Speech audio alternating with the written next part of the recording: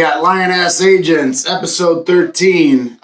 We bundled it. We shot 2 episodes, but we bundled it because we got 2 different agents from the same organization selling the same plan, very different explanations.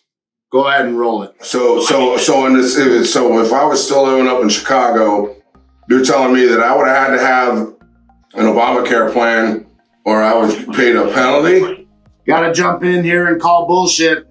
That's lie number 1. The penalty does not exist if you do not have ACA coverage and you live in Illinois. Some states, yes, not Illinois. So let's say you had a $100,000 bill, okay? You ended up in the hospital. Let's say you didn't go for any doctor's visits, nothing. You're responsible for your deductible and your maximum out of pocket, which would be $3,000 in total.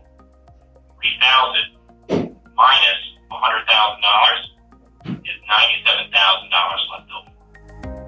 Out of that $97,000, the insurance company is going to pay 80% of that. 80% of $97,000 is $77,600. So $97,000 minus $77,600 would be $19,400. $19,400 plus your deductible and your maximum out of pocket. Out of $100,000 surgery, you would come out $22,400. All right, wait a minute. You said $3,000 is max out of pocket, and I shouldn't be paying any more after that $3,000 if that's my max, right? No,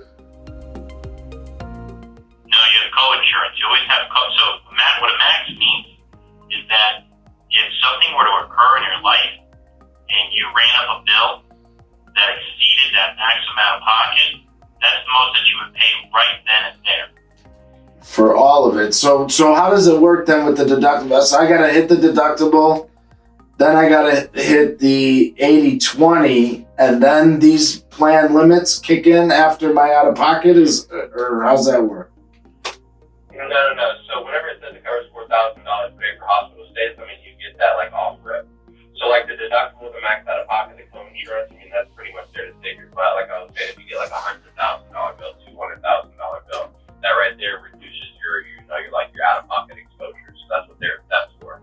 So for the hospital stays, intensive care, emergency rooms, you get that right away. Gotta jump in here.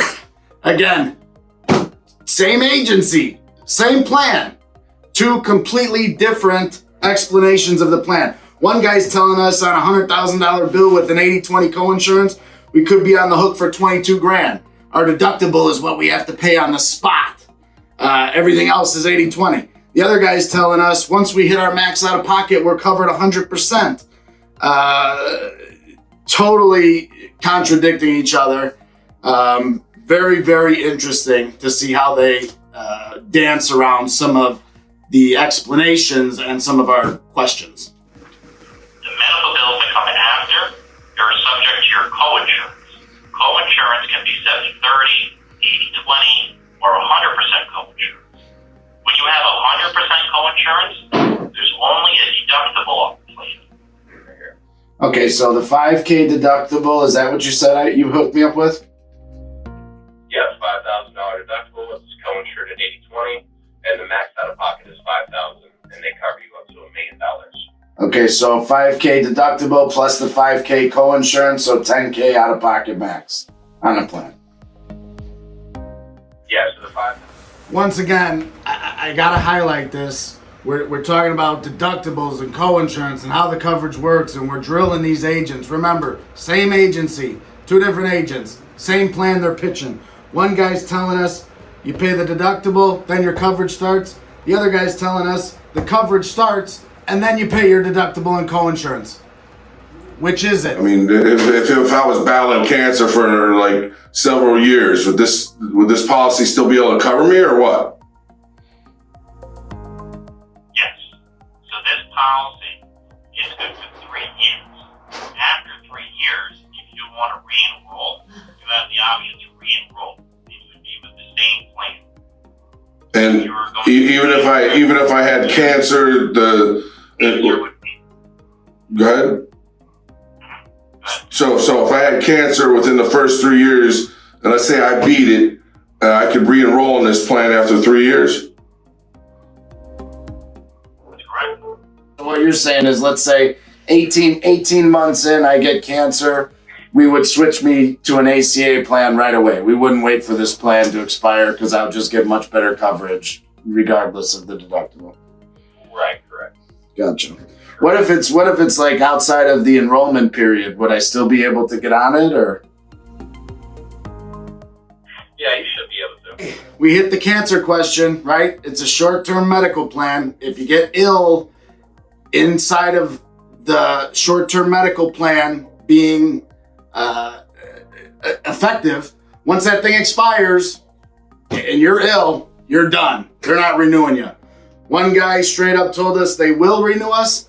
The second guy gave us a half right question and a half right answer and a half wrong answer. He said, if you get cancer, we'll take you off this plan and move you to the ACA. That's the right move for an expert agent.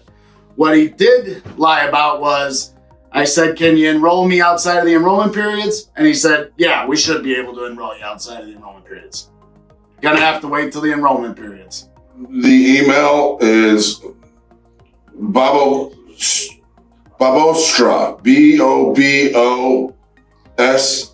BOBOSTRA 79 at yahoo.com. Babostra.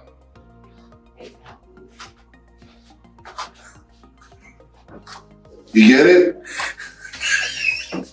Forget about it. Okay, to recap, Lioness Agents, episode 13. As I mentioned throughout the episode, 2 agents, same agency, same plan, 2 very different presentations.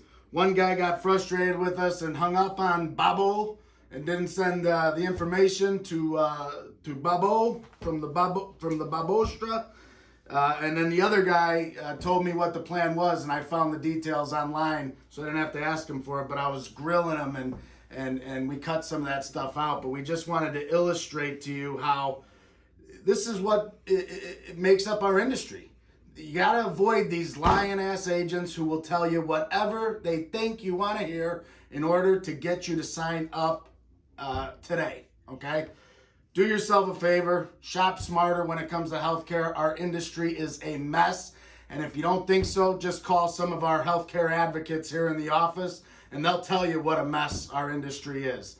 Work with a top 1% agent that doesn't just understand how health plans work and can explain to you how to use it the proper way, but also how networks work, medical billing, who you can see, who you can't see.